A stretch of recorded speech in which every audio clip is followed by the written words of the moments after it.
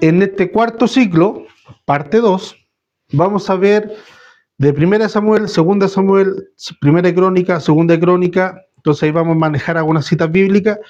Lo que vamos a ver ahora es la monarquía unida y también dividida, ¿ya? Lo que vimos en la clase anterior fue lo siguiente. Primero, la conquista y la colonización de las tierras en el tiempo de Josué, ¿ya? La conquista y la colonización de la tierra en el tiempo de José. También vimos el origen y la propagación tribal de tribus y también nacional del mal, del pecado de Israel. Esos dos puntos los vimos en la clase pasada. Ahora lo que vamos a ver es la monarquía unida y dividida y también el otro punto, el juicio. Y en este caso, ¿cuál es el juicio de Dios a la nación? Es el exilio, ¿ya? Y aquí vemos, y lo vamos a ver más adelante, aquí hay una división del reino o de la nación de Israel. Está la nación del norte, de que es Israel, que comprende 10 tribus de las 12, y la nación del sur, que es Judá, que comprende 2 tribus de las 12. ¿Ya? Entonces, la era de la ocupación de los reyes, de los jueces, perdón, no sería un plan político para siempre. ¿Ya? El plan de Dios, el plan divino, era sí o sí poner reyes a la nación de Israel. ¿Ya? A muchos se dice, ¿no?, que cuando nombraron a Saúl se precipitaron porque el plan de Dios no era poner reyes, sino que sea teocrático. No, porque Dios le promete a Abraham que de su descendencia iban a salir reyes.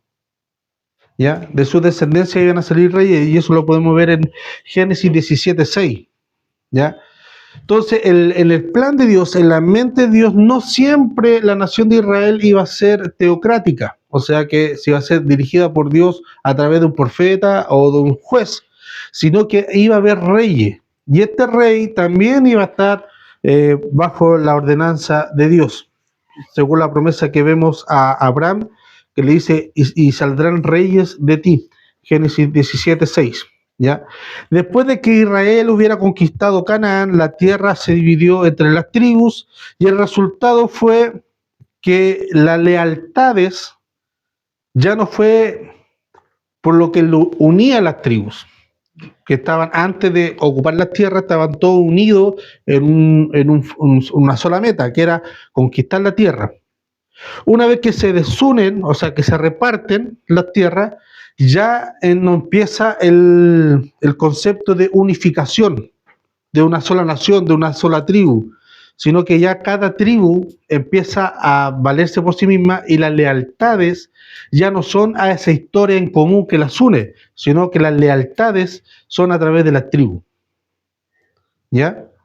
Eso pasa, ¿por qué? Porque no hay un gobierno central que unifique todo, sino que cada tribu tenía su toqui o toque, no sé cómo, el pueblo toqui o toque, no, el pueblo mapuche, que era jefe de esa tribu, ¿ya?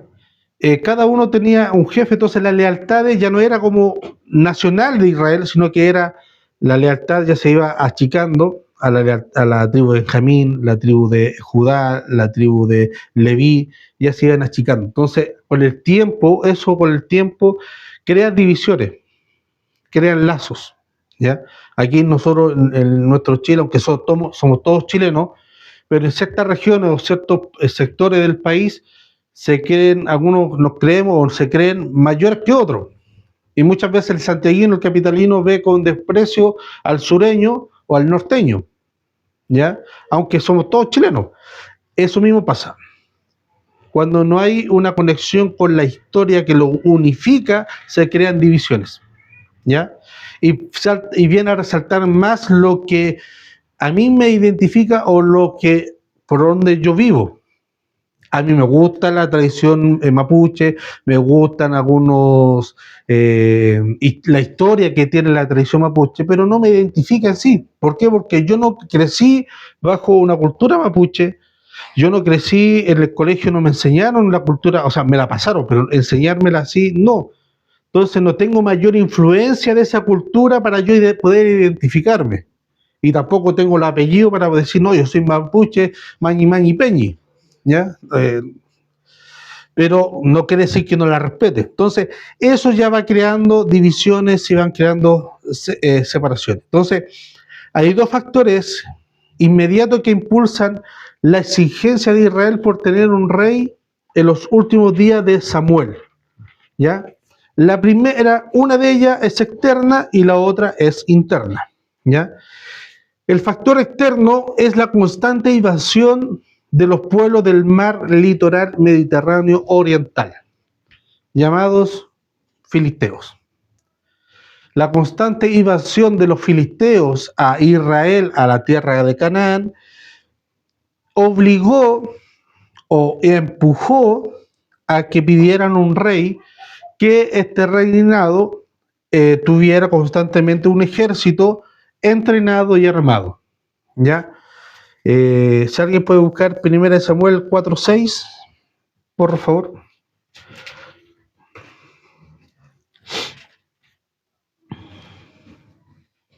Cuando los filisteos oyeron la voz de júbilo, dijeron: ¿Qué voz de gran júbilo es esta en el campamento de los hebreos? Y supieron que el arca de Jehová había sido traída al campamento. Ya. Uno, el factor externo, la constante invasión de los filisteos.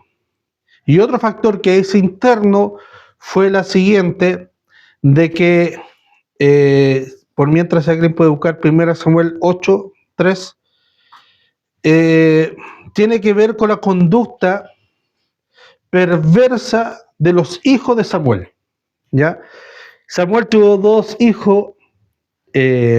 Recordemos que el sacerdocio era por linaje. Si mi papá era sacerdote y yo nací en esa familia, por ende mi oficio iba a ser sacerdote. No podía elegir otra cosa. Entonces, pero los hijos de Samuel eran unos desgraciados. No importaba nada. Ellos, por ejemplo, si tu ofrenda era por tu condición traer 1 kilo de carne, por ejemplo, no, tú tienes que traer 2 kilos de carne, uno para la ofrenda y uno para nosotros. Y te obligaban.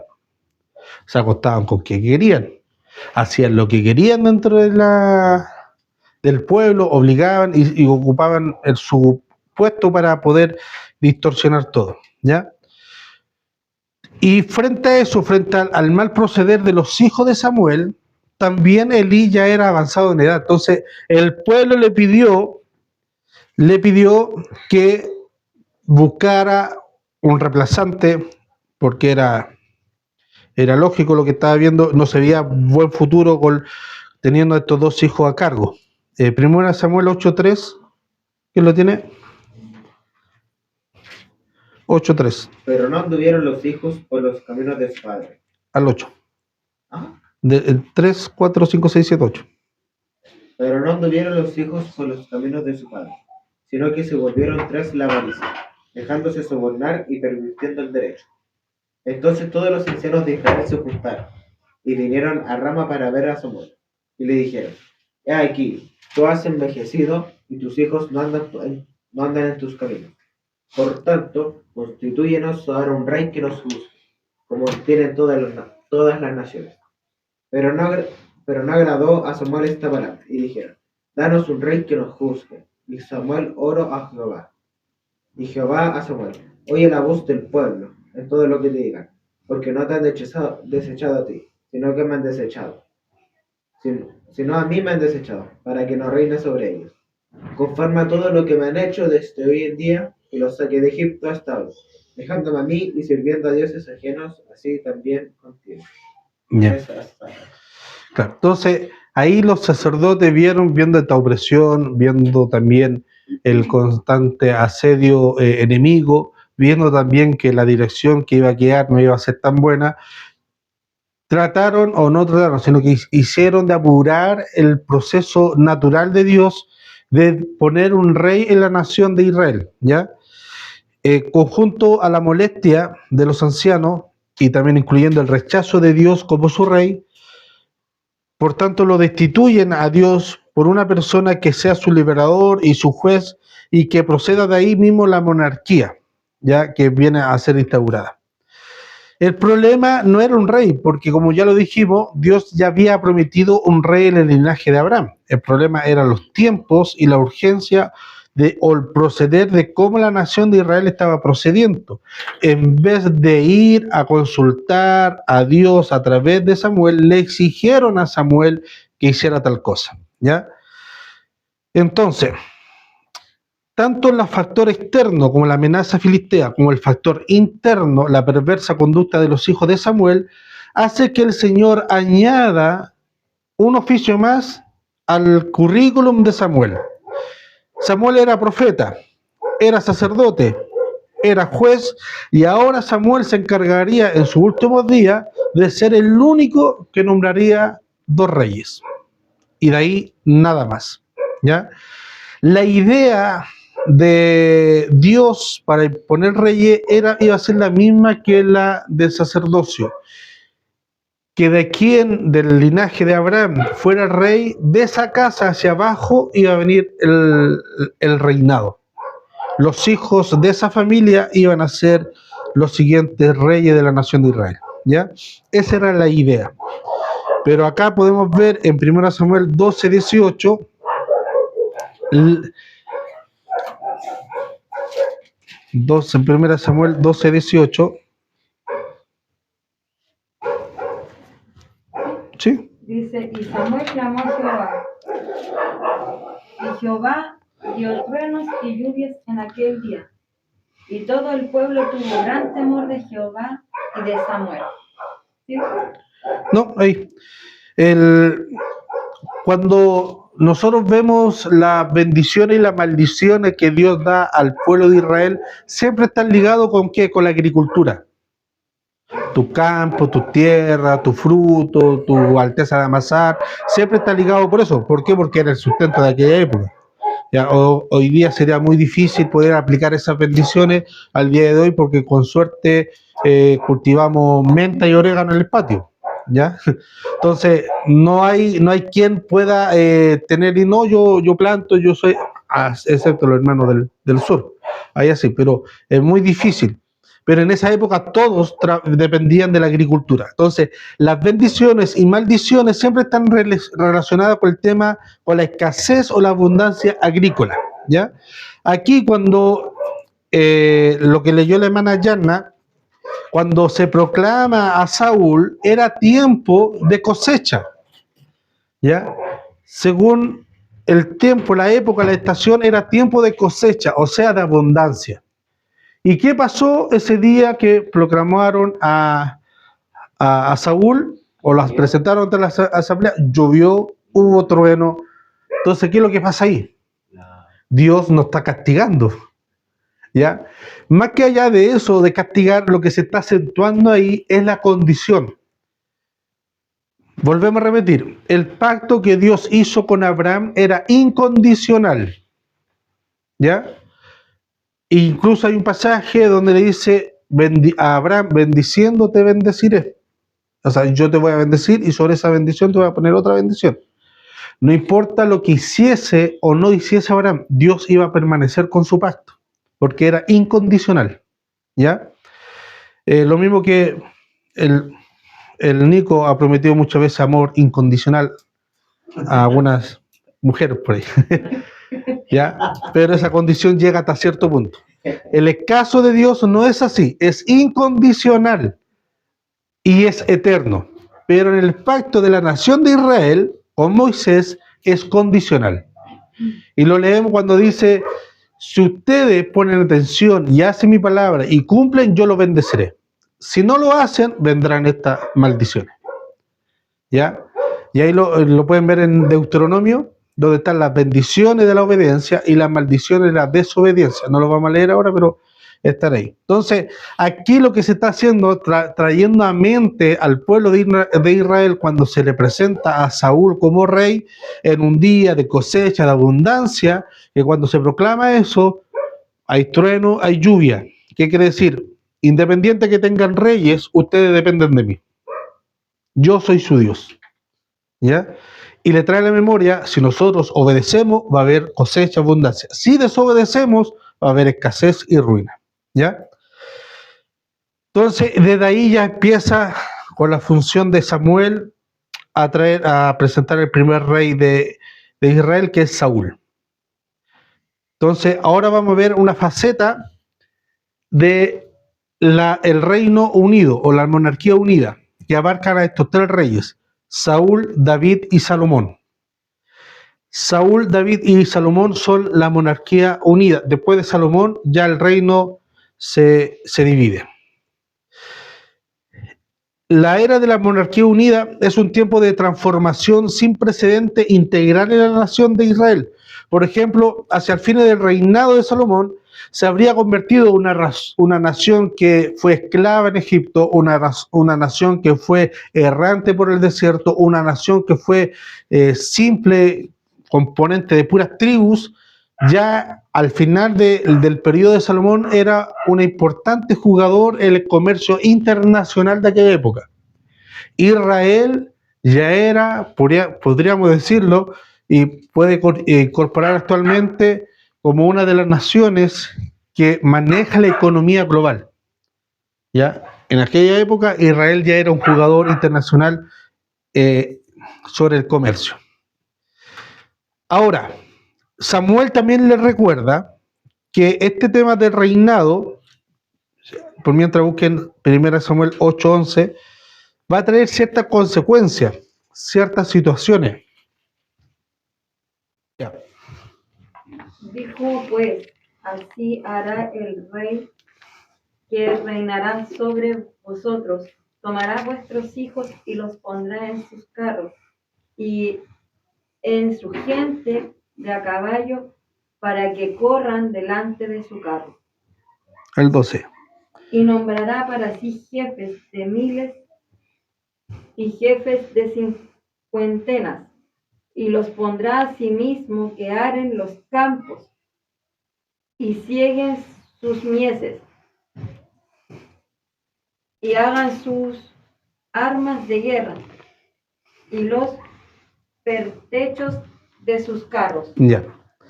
Entonces, ahí lo que le está recordando es, va a decir, ya, ustedes quieren monarquía, ok, y Dios se lo va a dar, pero esto es lo que va a venir. ¿Qué va a hacer? Van a reclutar a sus hijos para que sirvan como en el ejército permanentemente. Van a reclutar a algunos de sus hijos para que trabajen en sus campos y a otros para que fabriquen armas para la guerra. ¿Ya? También van a reclutar a sus hijas para que se conviertan en perfumistas, cocineras y amasadoras. ¿Ya? También le confiscarán, si usted sigue leyendo el relato, le van a confiscar o expropiar los mejores de sus campos, sus viñas y sus olivares. Y también le van a aplicar impuestos al mismo nivel que su diezmo al Señor. O sea, tener la monarquía es bonito, sentirse igual que los demás es bonito, pero tiene sus costos. ¿Ya? Y eso también Samuel no se lo oculta y no miente sobre ese respecto. Y si podemos leer del 18, el mismo capítulo 8, del 18 al 20 dice: y clamaréis aquel día a causa de vuestro rey que os habréis elegido, mas Jehová no os responderá en aquel día. Pero el pueblo no quiso oír la voz de Samuel y dijo: no, sino que habrá rey sobre nosotros, y nosotros seremos también como todas las otras naciones, y nuestro rey nos gobernará y saldrá delante de nosotros y hará nuestra guerra. Porque lo que le apremiaba en ese entonces a la nación y a los ancianos era tener un frente unido para combatir a los filisteos o las naciones que los vengan a atacar. ¿Ya? Y para eso tenían que tener un rey que constantemente tuviera un ejército y tuviera armado. Y ellos dicen una frase, dice: y el rey va a pelear nuestras guerras. Técnicamente sí, pero no, porque va a pelear con sus recursos, con su familia, con sus hijos, para hacerle frente. ¿Ya? Entonces, la era dorada de la monarquía unida de Israel duró 3 generaciones, los reinados de Saúl, David y Salomón. Estos 3 primeros monarcas que reinó sobre Israel tienen personalidades y trasfondo distintos. Y ahí vamos a ver cada uno de ellos. Pero, no obstante de eso, tienen muchas cosas en común entre sí. Saúl, David y Salomón. Entonces ahora vamos a ver al primer integrante, al primer tipejo, que es Saúl. Saúl era hijo de la tribu de Benjamín. En la función de Samuel como nombrador de reyes de Israel, lo unge cuando lo hace, dice lo siguiente el relato bíblico, que el Espíritu de Dios vino sobre él con poder y profetizó entre ellos. ¿Ya? También nos dice que Saúl era un hombre apuesto, guapo, de buen parecer, que era fornido y era hábil en la guerra. ¿Ya? Un Isaac cualquiera. Entonces, así era Saúl. ¿Ya? Y cuando lo ungen, dice que cayó el Espíritu de Dios sobre él y empezó a profetizar entre ellos. ¿Ya? Como rey de Israel, Saúl es el sucesor de los jueces. Como muchos de los jueces que nosotros pudimos ver, Otoniel, Gedeón, Sansón, también eran hábiles de la guerra y eran jueces carismáticos, o sea, llenos del Espíritu de Dios, jueces carismáticos y también guerreros. ¿Ya? Podemos ver que muchos de ellos, Gedeón libró una gran batalla, Sansón también mató a varios filisteos. Entonces, el gran logro de Saúl es transformar a una sociedad pueblerina y tribal en una nación unida y poderosa de armamento, capaz de resistir las amenazas extranjeras. ¿Ya? En el reinado de Saúl podemos ver ese gran logro. ¿De qué? De una nación pueblerina, que en ese entonces, como se habían dividido en el territorio de Canaán, ya cada uno velaba por sus tribus, por su familia, y le importaba bien poco el general común. ¿Ya? Y Saúl vuelve a unificar todo eso y armar un frente en la batalla. ¿Ya? Sin embargo, a pesar de todas las promesas y todo buen resultado, el reino de Saúl tiene un lado oscuro. Podemos leer en 1 Samuel 13, del 8 al 13. Primero, tan solo 7 días después de ser ungido, desobedece y lleva a cabo de forma incorrecta los deberes que solamente le pertenecen cumplir a Samuel. ¿Qué es lo que hace? Nico, 13, del 8 al 13. Y él esperó 7 días, conforme al plazo que Samuel había hecho. Pero Samuel no venía a Gilgal, y el pueblo se desertaba.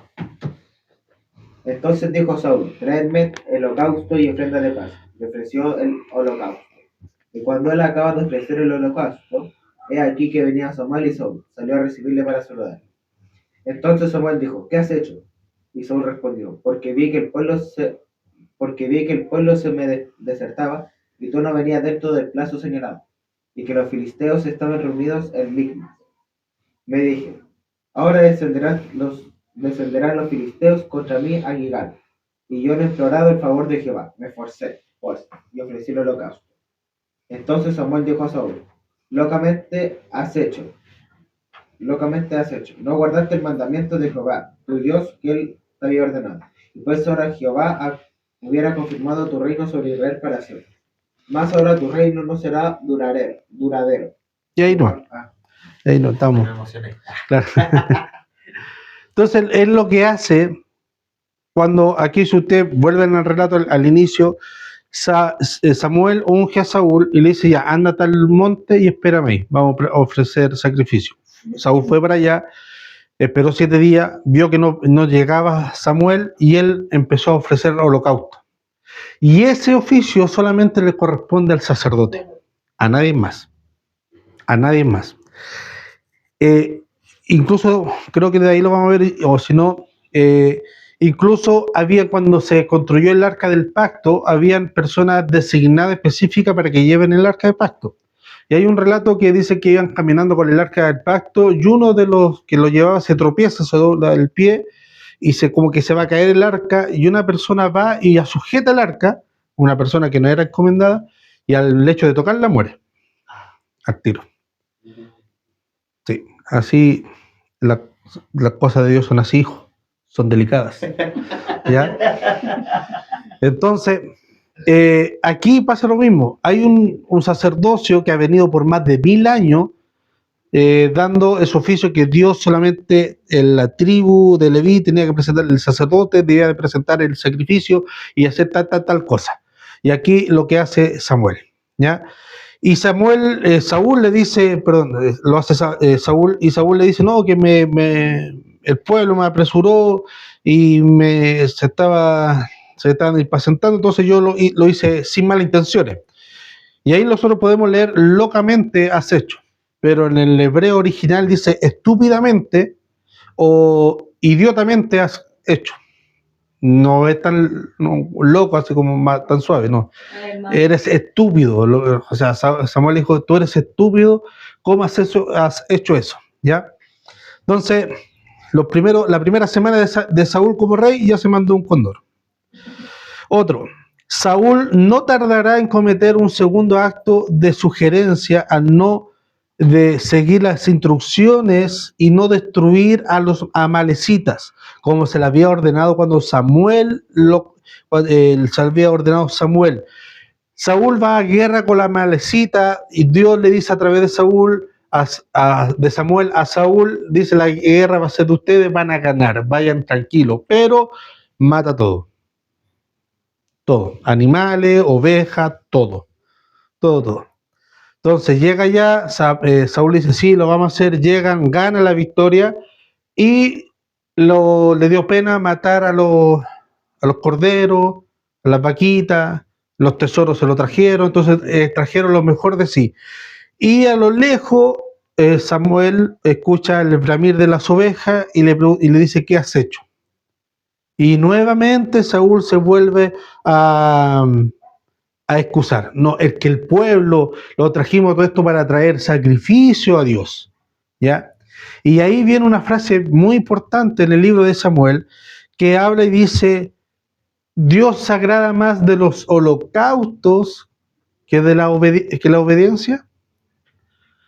No, a lo que Dios le agrada más es la obediencia, más que los holocaustos. Entonces, claro, Saúl, me confundo entre Samuel y Saúl. Saúl dijo, no, me saco los pibes. No, es que lo trajimos para Dios, ¿ah? Para ofrecer los sacrificios a Jehová. No, compadre, si te dieron una orden, hazla. ¿Y Samuel escogió a Saúl como rey? El pueblo escogió a Saúl. Pero lo tenía que escoger entre las tribus de Israel. ¿Y qué otros tiene aquí? No dice. Según la papeleta de aquella votación, no dice mucho. De haber Vamos a borrar esa parte del audio. Después según lo que relata, pudo haber opciones, pero dentro de lo mejor que había, era lo mejor. Entonces, ahí terminamos problemática con Saúl. Entonces, el primer acto se queja de que el profeta se había atrasado y el pueblo lo estaba impacientando. Luego, en la segunda ocasión, protesta ante Samuel que había obedecido la voz de su gente en defensa propia. ¿Ya? O sea, en los dos actos ya se estaba excusando. De ahí podemos ver que es un patrón de la humanidad. Si vamos al Génesis, Adán y Eva, la mujer que me diste, la serpiente que tú creaste, la manzana que tú formaste. Entonces la culpa es tuya, Dios, no es de nosotros. Y aquí Samuel también, no asumiendo su horror, su responsabilidad como rey, le echa primero la excusa a Samuel que se demoró y después al pueblo. ¿Ya? Ahora vamos con el segundo rey, David. David era el hijo más joven de 8 de Esaí, de la tribu de Belén. También es descendiente directo de Ruth y Booz. ¿Ya? Esa historia del libro que está como que no tiene nada que ver ahí, es bien importante porque nos dan una luz del descendiente de los antecesores de David.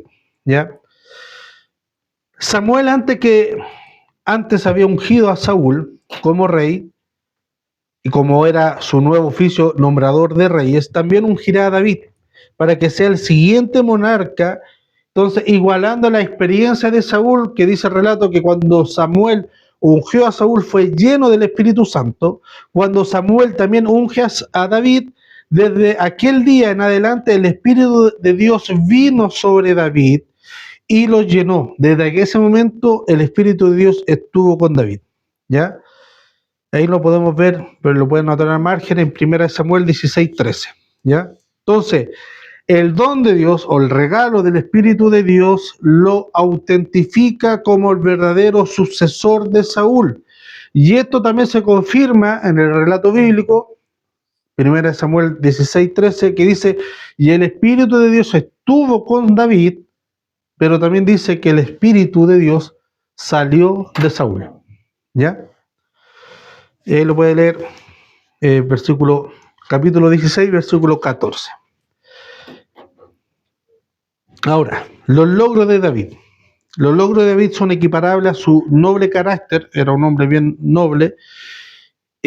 Sus éxitos incluyen acabar con el proceso de la unificación que empezó Saúl y la centralización del reinado, ¿ya? Que esto lo inició Saúl.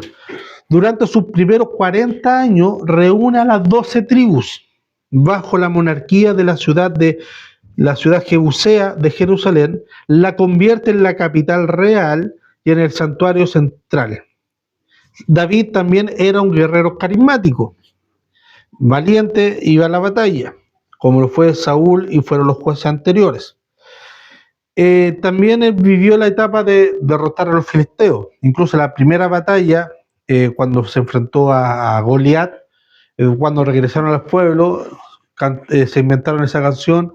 Saúl mató a miles, pero David mató a 10.000, ¿ya?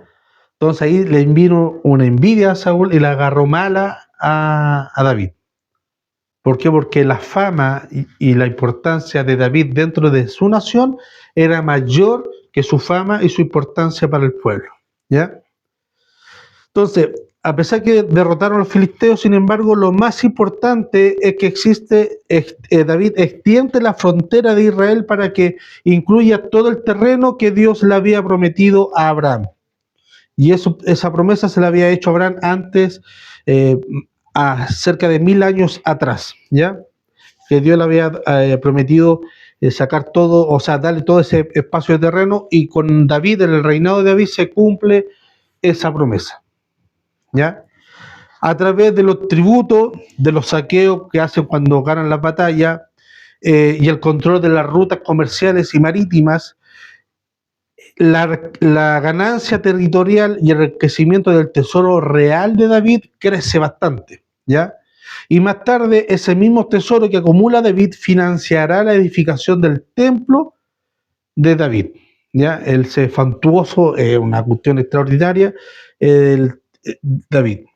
A pesar de los extraordinarios logros que nosotros podemos ver de David, su reputación queda manchada por un hecho espantoso, ¿ya?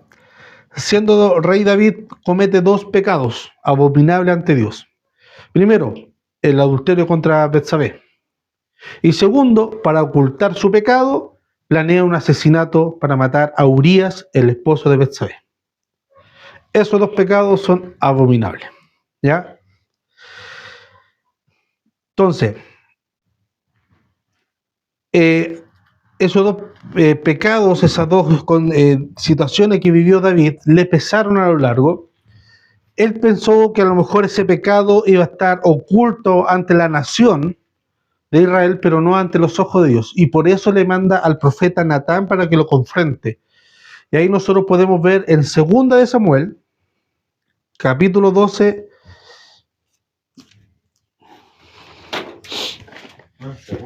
Segunda de Samuel, capítulo 12.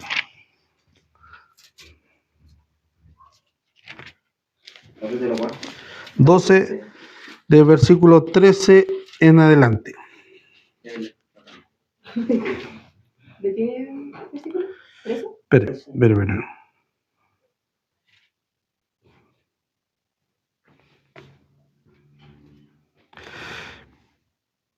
Bueno, parte el relato del versículo 1, que llega Natán y le cuenta una historia, le dice, mira, hay un hombre que tiene 100 ovejas, supongamos que ahí usted puede leer el relato original, 100 ovejas y ve que su vecino tiene una sola oveja y va y le quita la oveja de ese vecino.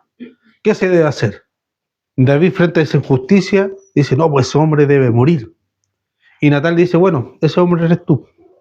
Tenías varias mujeres, miraste a la única mujer que tenía ese pobre hombre, Urías, y se la robaste. Y ahí viene el arrepentimiento en David, se arrepiente a polvo y ceniza, a diferencia con Saúl. Saúl se excusaba hacia los demás, David reconoció su error y pidió perdón. Pero a pesar de eso, ahora sí, el versículo 13, capítulo 12, versículo 13, entonces David dijo a Natán, pequé contra Jehová, y Natán dijo a David, también Jehová ha remitido tu pecado, no morirás, mas por cuanto con este asunto hiciste blasfemar a los enemigos de Jehová, el hijo que te ha nacido ciertamente morirá.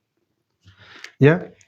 Y aquí nosotros podemos ver una consecuencia. Dios es amoroso, es misericordioso y es bondadoso, pero eso no quiere decir que si nosotros nos arrepentimos va a borrar las consecuencias de nuestros actos. Eso no lo va a hacer, ¿ya? Tiempo atrás, mucho tiempo atrás, una amiga me dice, pucha, Isaac, que cometimos con mi pololo, tuvimos relaciones sexuales y estoy tan arrepentida que no pensé que iba a quedar embarazada.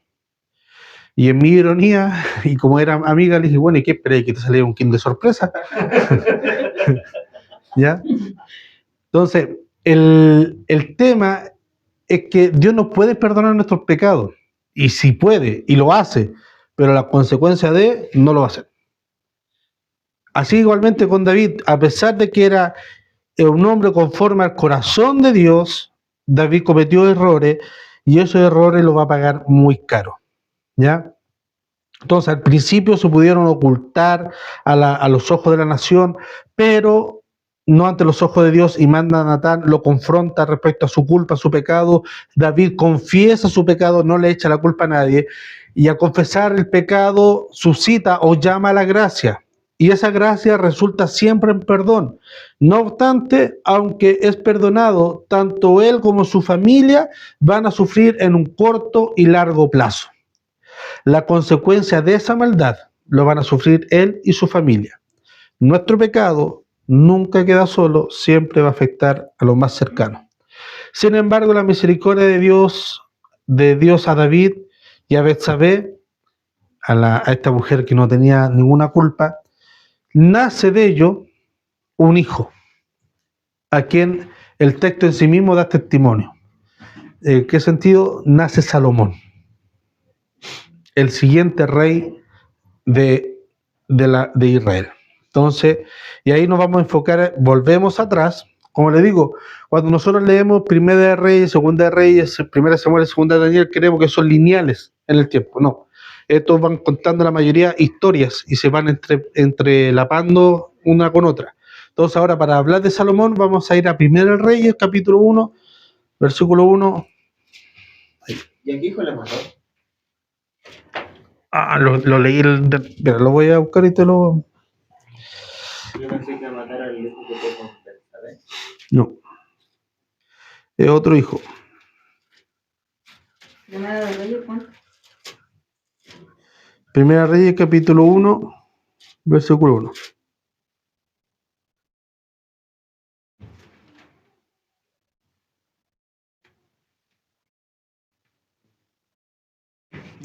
Mira, nos sale el nombre, los versículos siguientes dice, y Jehová hirió al niño que la mujer de Urías había dado a David, y enfermó gravemente. Entonces David rogó a Dios por el niño, y ayunó, y entró, y pasó la noche acostado en tierra. Y se levantaron los ancianos de su casa, y fueron a él para hacerlo levantar en la tierra, mas él no quiso, no comió, ni bebió, ni comió pan.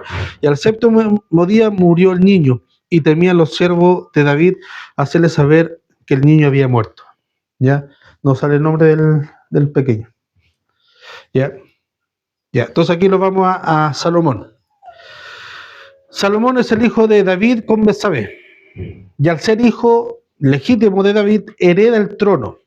En ese tiempo, Sadoc y Natán, Sadoc era el sacerdote y Natán era el profeta, ungieron a Salomón como sucesor de David cuando Samuel ungió a Saúl y después a David como reyes. El relato bíblico dice que vino el Espíritu de Dios y los llenó, y fue con ellos. En este caso, con Salomón, no dice que los llenó, sino que el relato bíblico dice algo totalmente distinto.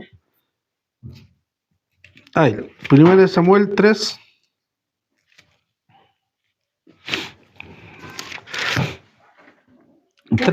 ¿Quién ungió a Salomón? Samuel. No, perdón. Sadoc y Natán. Sadoc y Natán. Cuando Samuel unge a David y a Saúl, dice que el Espíritu de Dios fue sobre esa persona. Pero cuando Natán y Sadoc ungen a Salomón, el 1 Reyes capítulo 3, versículo 28, aquí anoté mal. Creo que llega hasta el 21 solamente. 28, pero No parece que es segunda. Lo que ven acá los ancianos y el sacerdote y el profeta es que era alguien que tenía sabiduría para juzgar de parte de Dios, ¿ya? Entonces, el relato bíblico no habla sobre un rey, o sea, sobre que fue el Espíritu Santo lo llenó, sino que lo dotó con sabiduría para reinar. ¿Por qué razón? Porque ya habían pasado entre 40 y 80 años entre el reinado de Saúl y de David, entonces la consolidación ya estaba plena ya. Lo que faltaba es alguien sabio para poder liderar esta unificación, esta coalición de las tribus, ¿ya? Entonces, eso es lo que ellos estaban buscando, lo que necesitaba la nación, alguien sabio para que lo pueda liderar. Entonces, uno de los logros de Salomón es edificar el templo de Jehová en Jerusalén, ¿ya? Él lo edifica. A pesar que ese era el sueño de David, pero David, como fue un guerrillero y había sangre en sus manos por la transgresión que había hecho, no se lo permitió Dios a David que construyera el templo, se lo permitió a Salomón. Y Salomón construye el templo. Y ahí ustedes pueden leer, ahí usted puede leer en Segunda de Reyes cómo da las especificaciones, el ancho, el alto, lo que debía... si hoy día lo lleváramos y se pudiera construir, ese templo valdría millones y millones de dólares. Por todos los detalles y por todas las cosas preciosas que lleva. ¿Y eso sí está bien? No, ya no hay. Después fue destruido y después trataron de igualarlo, pero nunca llegó al esplendor que como lo hizo Salomón, ¿ya? Entonces, Salomón, a diferencia de su papá y del primer rey, que era un rey guerrero, Salomón era un rey de paz. Él trajo mucha paz, hizo muchos convenios y acuerdos de paz, ¿ya? Entre muchas naciones.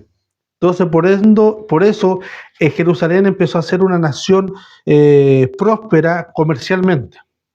Pero ¿qué es lo que conllevó eso?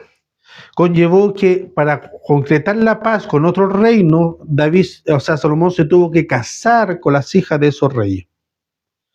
Y al importar a las hijas de esos reyes, también las hijas traían sus propios dioses. Entonces, como tenía muchas mujeres, Salomón, 1000, calentarse la cabeza con 1000 mujeres, entonces a cada una le decía sí.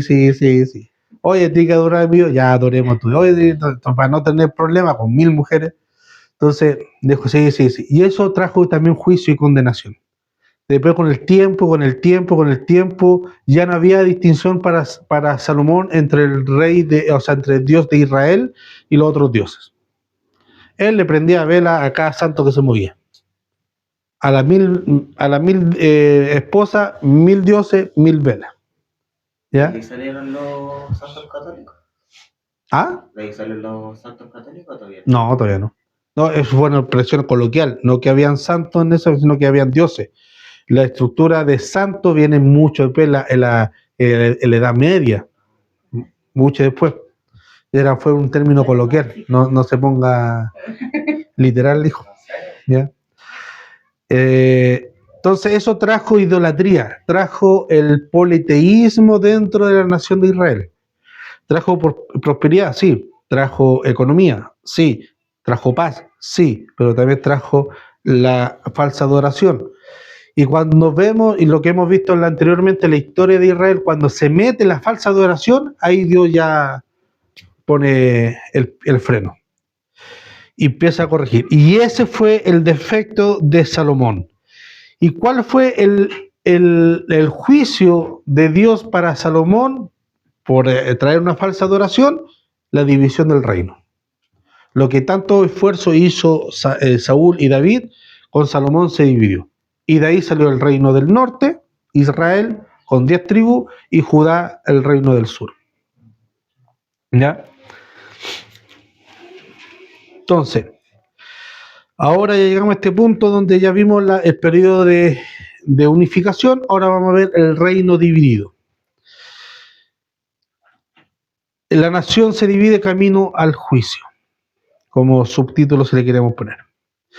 La monarquía es podríamos decir, un experimento fallido. Humanamente, si lo podemos hablar, humanamente la monarquía es un experimento fallido.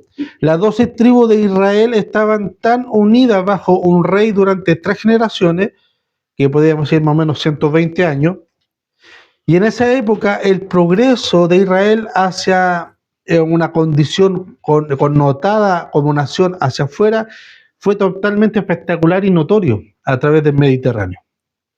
Si comparamos a Israel al principio del reinado de Saúl y cómo terminó, es 1000 veces mejor. Es como si comparamos Chile con Dubái. Es Israel, Chile, cuando empezó. Dubái cuando terminó. Con riqueza, con autenticidad, con la gente ya no había pobreza porque había mucho comercio, había abundancia de todo. Y por eso no les costó tanto poder construir a la nación. Salomón, como todo monarca, para poder costear sus construcciones, le imponía impuestos al pueblo, ¿ya? Pero como había abundancia, no dolía la plata del bolsillo, ¿ya? Pero después cuando la nación se dividió, y ahí sí costaba. ¿Por qué? Porque al dividirse una nación, la economía baja automáticamente. Entonces, al dividirse la nación, ya viene la consecuencia. Entonces, como podemos ver en este pequeño resumen y este pequeño panorama, cada rey no solo contribuyó a que Israel avanzara hacia la prosperidad, sino que también cada uno aportó factores que conducen a su disolución y separación. Y aquí entramos en un periodo, como terminamos el libro de los reyes como una espiral descendente, aquí nosotros vamos a entrar un periodo de división de reino y de reyes que cada uno hacía lo malo ante los ojos de Dios. Primero vamos a ver Roboam. Después de la muerte de Salomón, todo Israel se reúne en Siquem para rectificar al hijo de Salomón como rey, Roboam. ¿Ya? Antes de dar la cita, prefiero confirmarlo acá, antes de que me digan otra cosa.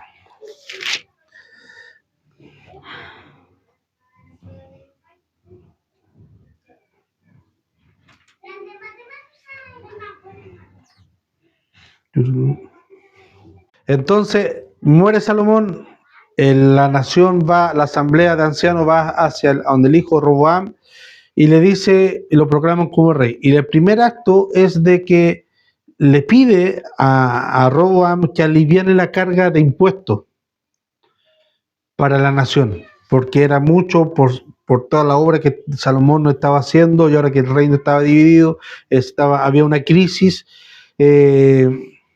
Le hablan eso, y Roboam le contesta que no. O sea, primero le pide consejo a los consejeros que tenía Salomón, y los consejeros le dicen, sí, hazlo. Y si lo haces, te lo vas a ganar como pueblo. Te van a amar, te van a respetar y te van a seguir. Bájale los impuestos.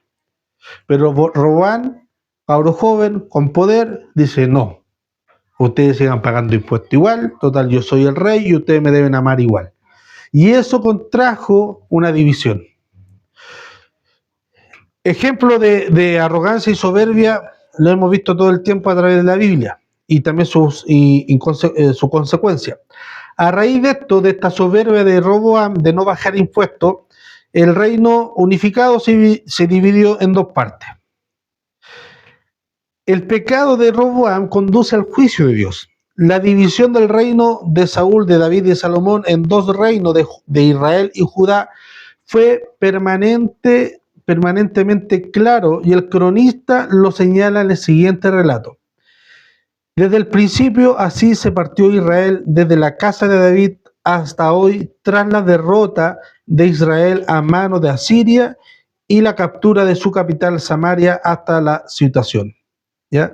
Entonces, históricamente la historia prosigue. Más adelante, Israel fue llevado en cautiverio de su tierra a Siria hasta hoy. Así fue lo que escribe el cronista, ¿ya?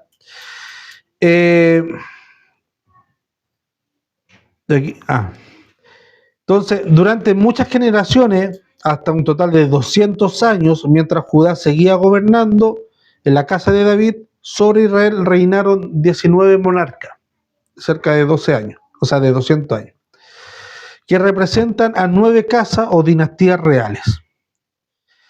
Y Joroboam reinó sobre ellos. Joroboam es un personaje principal en estos relatos. Aparecen muchos otros reyes que duraron muy poco y muchos no se habla mucho, pero Joroboam sí se habla. El escritor, el historiador deja relato de él.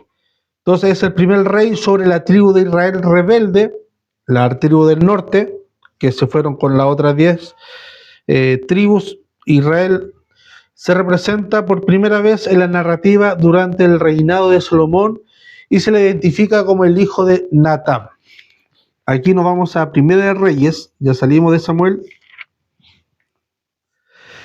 Primera de Reyes, capítulo 11.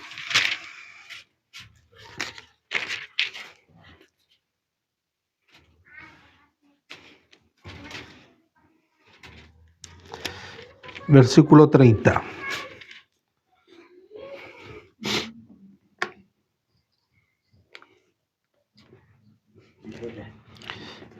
Dice, ¿ya lee? Ay, no. ¿Ya? ¿El 30? Sí. Entonces Ahías tomó el manto nuevo que llevaba puesto y rasgándolo en 12 pedazos le dijo a Jeroboam: toma 10 pedazos para ti, porque así dice el Señor, Dios de Israel. Ahora voy a arrancarle de la mano a Salomón el reino y a ti te voy a dar 10 tribus. A él le dejaré una sola tribu, y esto por consideración a mi siervo David y a Jerusalén, la ciudad que he escogido entre todas las tribus de Israel. Voy a hacerlo así porque él me ha abandonado y adora a Astarte, diosa de los Sidonios, a Quemos, dios de los Moabitas, y a Moloch, dios de los Amonitas. Salomón no ha seguido mis caminos, no ha hecho lo que me agrada, ni ha cumplido mis decretos y leyes como lo hizo David su padre. Sin embargo, no le quitaré todo el reino a Salomón, sino que lo dejaré gobernar todos los días de su vida, por consideración a David, mi siervo, a quien escogí y quien cumplió mis mandamientos y decretos.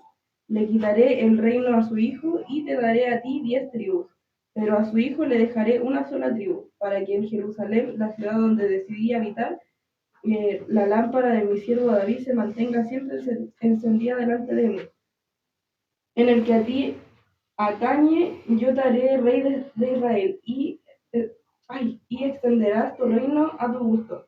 Si haces todo lo que te ordeno y sigues mis caminos, haciendo lo que me agrada y cumpliendo mis decretos y mandamientos, como lo hizo David mi siervo, estaré contigo.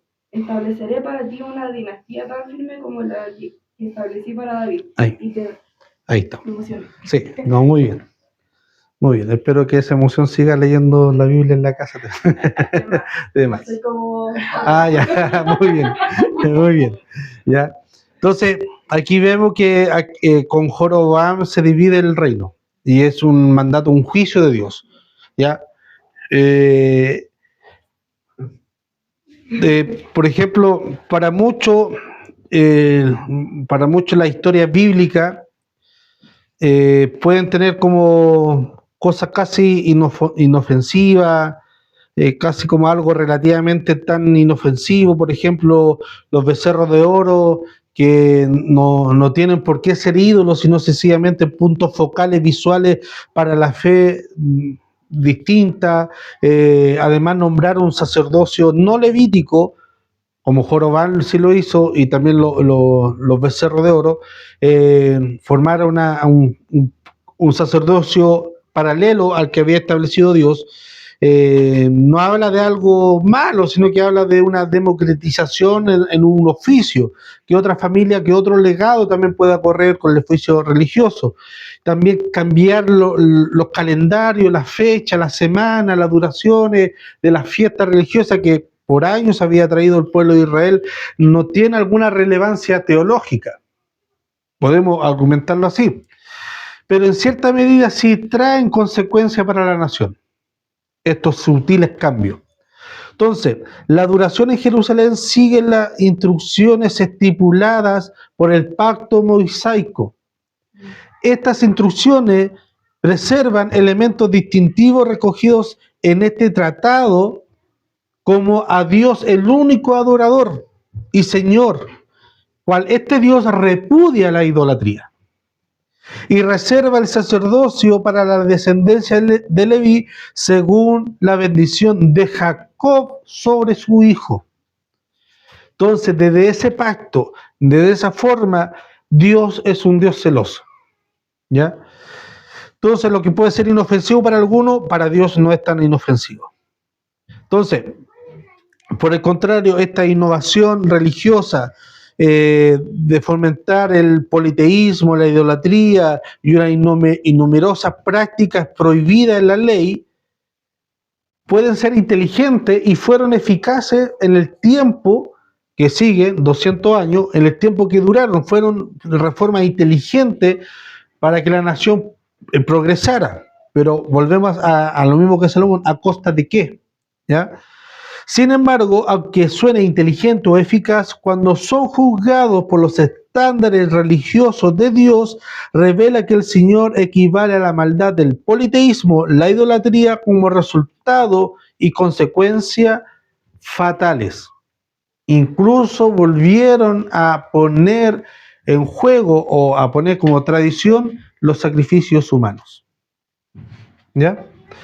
Algo que Dios había prohibido tajantemente. Entonces, una parte del juicio de Dios sobre Salomón fue la división del templo. Pero ahora viene el juicio sobre Israel, sobre el reino del norte, de las 10 tribus, que volvieron al politeísmo y empezaron a coquetear nuevamente, a ser sensuales con las otras religiones, que ya lo habíamos hablado anteriormente. Y que ese fue el gran tacón de Aquiles, talón de Aquiles de la nación de Israel, que eran muy coquetos, se dejaban seducir fácilmente por las otras religiones, por los otros dioses, ¿ya? Entonces aquí el Señor juzga a Israel. Entonces la existencia de Israel como nación acaba en manos del imperio sirio. Nace con Moisés y acaba como nación en el imperio sirio. Al final, el final de esta llega durante el reinado de un cierto rey llamado Oseas, parecido a un profeta, que gobernó a Israel como nación tributaria que estaba bajo tributo de Asiria. Sin embargo, como cada rey de Israel que le precedió, hizo lo malo ante los ojos de Dios.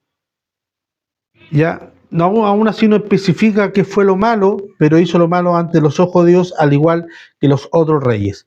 Y ahí nos vamos a Segunda de Reyes, Nicolás, Segunda de Reyes, capítulo 17.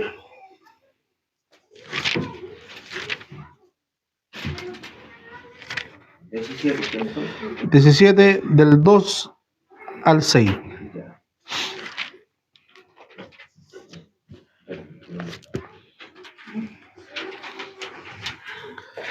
17 del versículo 2 al 6. E hizo lo malo ante los ojos de Jehová, aunque no como los reyes de Israel que habían sido antes de él. Contra este subió Salmanasar, rey de los asirios, y Oseas se le sometió y le pagaba tributo.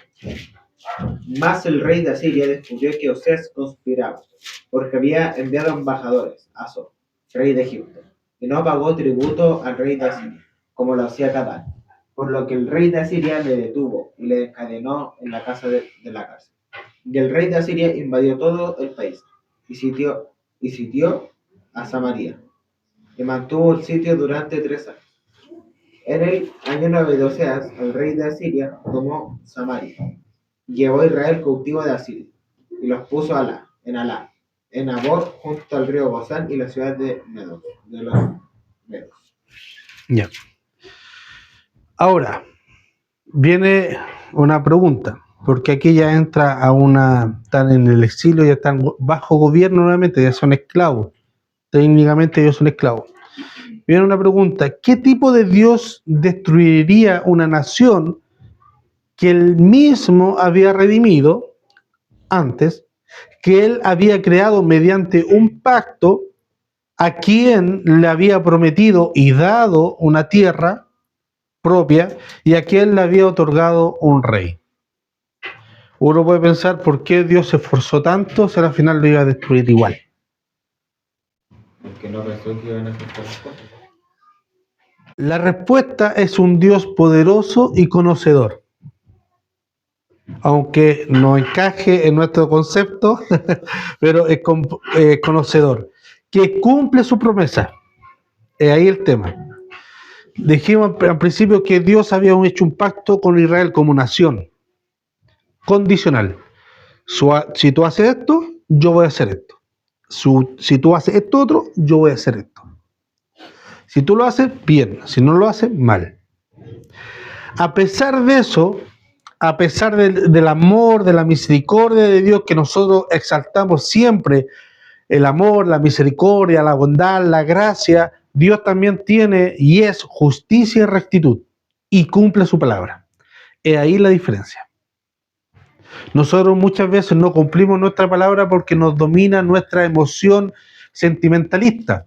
Pero Dios, como es un Dios justo, no es que Él sea más amor y menos justicia, no.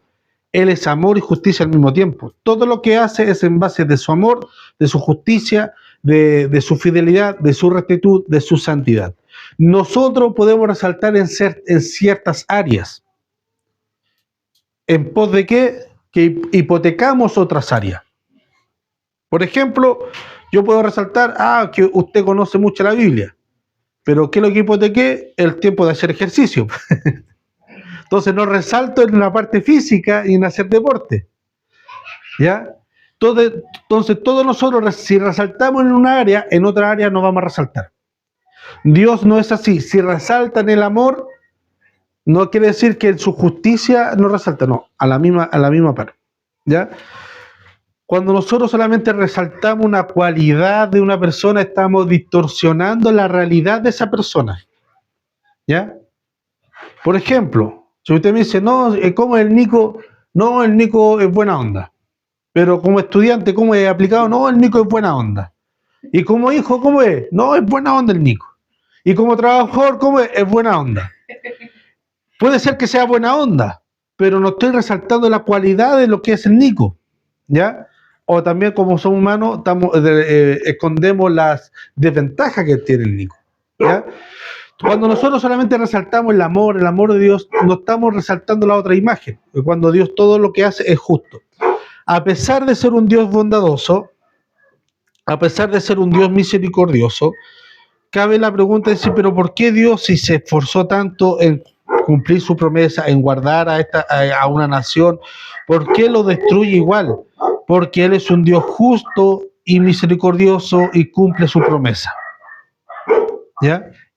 Si Él dijo que lo iba a hacer a pesar de que Él no lo quiera hacer. O no lo quiere hacer en el sentido de que en su amor le duele que sus hijos sean tan porfiados. pero como no veo otra opción de decir, tiene que aprender, saber que yo soy Dios justo, tanto. Yo hice un pacto contigo, si tú cumpliste el bien, yo hago el bien. Si tú cumpliste el mal, hago el mal. Por eso Job recite, dice, ¿aceptaremos solamente el bien de Dios y no el mal? Porque a nosotros nos cuesta entender de que Dios nos castigue o Dios maldiga. Pero si nosotros entendemos de que de Dios procede todo, es todo para nuestra vida. ¿Ya? Entonces, los israelitas ya han sido exiliados porque han despreciado a Dios como su Señor y Redentor. Ya no lo tenían a Él como en los 10 mandamientos que dice, oye Israel, Jehová tu Dios uno es, y a Él adorarás, no tendrás imagen delante de Él, no adorarás a otros dioses. Ese mandamiento lo pescaron los israelitas, se lo echaron al bolsillo y empezaron a adorar a otros dioses. Y ahí Dios, cuando hemos visto, cuando ataca o ofenden la adoración, empiezan a hacer una mala adoración, Dios manda juicio. ¿Ya? Ahora, ya vimos el juicio al reino del norte, Israel, que comprende de 10 tribus. Ahora viene el juicio a Judá, el reino del sur, que son dos tribus. 200 años antes del exilio de Israel, el reino del norte, el reino de las 12 tribus, que Estados Unidos se dividió, el reino de una tribu de 12 tribus de Israel, que está al norte, y el reino de 2 tribus de Judá en el sur. Desde el primero hasta el último de la tribu de Israel aceptaron y después siguieron en la falsa adoración que había instituido Joroboam. ¿Ya? Pero la historia de Judá es un relato muy diferente. En parte hay una similitud con el reino del norte y en otra parte no es así. El modelo que siguieron el reino del norte, Joroboam, fue el modelo de Salomón, ¿ya? Pero el modelo fue distinto al reino de Judá, que fue a través del modelo de David, ¿ya? Como hemos mencionado antes, David, el sucesor de Saúl en el trono, es el rey, el trono de Israel, es el modelo monárquico de justicia en Judá, ¿ya? A las finales, David después terminó reinando los dos reinos, ¿ya? Terminó reinando los dos reinos, al principio no lo querían, pero ya al final terminó reinando y reinó cerca de 40 años, ¿ya? Aquí entra en juego, en escena, otro hijo descendiente, Roboam. El primero es Joroboam, el segundo es Roboam, hijo de Salomón, ¿ya? El cual no es comparado como David o con la cualidad de David en su reinado, pero no obstante, el informe se da a entender y Judá hizo lo malo ante los ojos del Señor y le enojaron más que todo lo que sus padres habían hecho en sus pecados que habían cometido. Ahí, déjeme porque creo que esta cita también está mala. No, estamos como día lunes.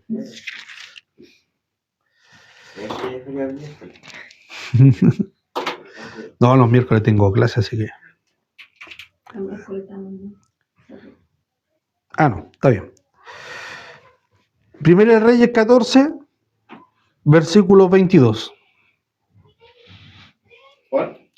Primera de Reyes 14, versículo 32. ¿32? Perdón, 22.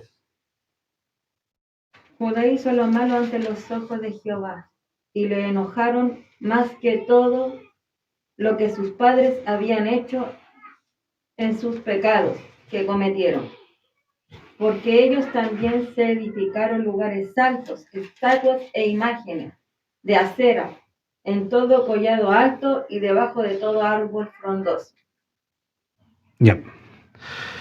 Entonces, la historia, aquí en el relato del reinado de Judá, podemos leer que algunos reyes hicieron lo malo ante los ojos de Dios y otros no hicieron lo malo ante los ojos de Dios, que no hicieron el pecado de ir en contra de los estatutos de Dios. podemos leer, por ejemplo, la historia de Ezequías y Josías, que hicieron lo recto ante los ojos de Dios, ¿ya? Fue el único o uno de los pocos reyes que sí se habla que hicieron lo recto ante los ojos de Dios. Entonces, aquí hay un matiz en el reinado de Judá, a diferencia de Israel. A diferencia de Israel, todos hicieron lo malo ante los ojos de Dios, todos los reyes. Acá en Judá no, hay matices. Sobre todo resalta la historia de Ezequías y Josías. Pero, de Josías, perdón, de Ezequías, nace un hijo que fue malo, uno de los reyes más malos de Israel, que se llama Manasés, ¿ya?